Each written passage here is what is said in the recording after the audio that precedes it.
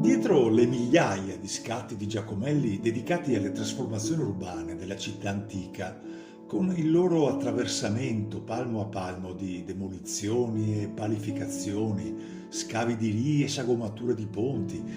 si può senz'altro individuare un deus ex machina trasversale, una figura di capitale importanza per la storia della Venezia del Novecento. Per la verità, rimasta un po' defilata dall'immaginario collettivo, come del resto già lui stesso prefigurava in alcuni versi composti in età tarda, quasi a mo' di epigrafe.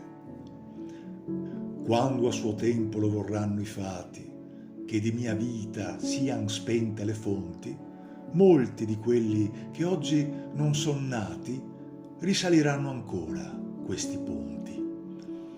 E chissà che di nomi del passato accanto a Fra Giocondo ed a Scamozzi non si ricordi anche il mio casato, il nome del fu ingegner Miozzi. Si tratta infatti dell'ingegner Eugenio Miozzi,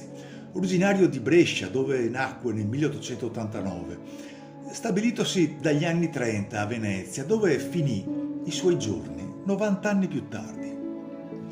Prima di legare il suo nome alle grandi opere realizzate in laguna, fra cui spiccano interventi monumentali come lo scavo del Rio Nuovo, la costruzione del ponte traslagunare, la realizzazione del ponte degli Scalzi e di quello dell'Accademia, la costruzione del Casinò del Lido e dell'autorimessa comunale, Miozzi cominciò a farsi le ossa e a maturare un'esperienza di grande qualità fin da giovanissimo. Negli anni 10 fu ammesso al Real Corpo del Genio Civile, con ruoli di alta responsabilità, e qui si occupò della costruzione di strade coloniali in Libia. Redasse un piano regolatore per la città di Tripoli, creò un enorme impianto idrotermico a El Qattara. Quindi negli anni 20 venne inviato al Genio Civile di Belluno, in qualità di ingegnere principale di sezione, cui fu affidata la ricostruzione di tutti i ponti della provincia cadorina distrutti dalla Prima Guerra Mondiale. Quindi, come capo del compartimento della Venezia tridentina, eseguì i 207 km della strada del Brennero e realizzò altri ponti nel Bolzanino, sperimentando tecniche assolutamente innovative come la pretensione dei tiranti nell'uso del cemento armato.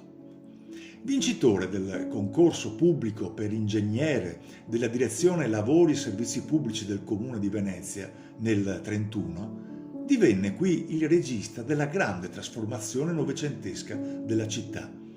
destinata a modificare profondamente equilibri secolari. Di tanto in tanto, nelle fotografie di cantiere, riaffiora la sua sagoma, più o meno gesticolante o contemplativa, con in pugno i suoi inseparabili fogli di progetto.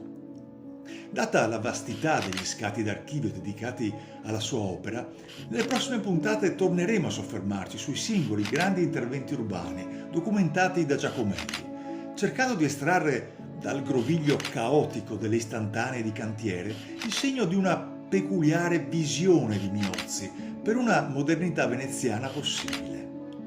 Una modernità nei fatti declinata tra le fasi e le contraddizioni di un indirizzo politico fortemente connotato dai tempi, specie fra le due guerre. Non prima però di aver citato un'altra breve sestina tarda di pugno dell'ingegnere, che trasfigura la sua creatura progettuale più cara e frequentata, il ponte, in una metafora definitiva. Ma un altro ponte debbo fare ancora, che di tutti sarà il più tremendo, il ponte che mi porterà di là, dove tutto è mistero, spazio, tempo, il passato e futuro, e mai nessuno è mai tornato a dirci cosa c'è.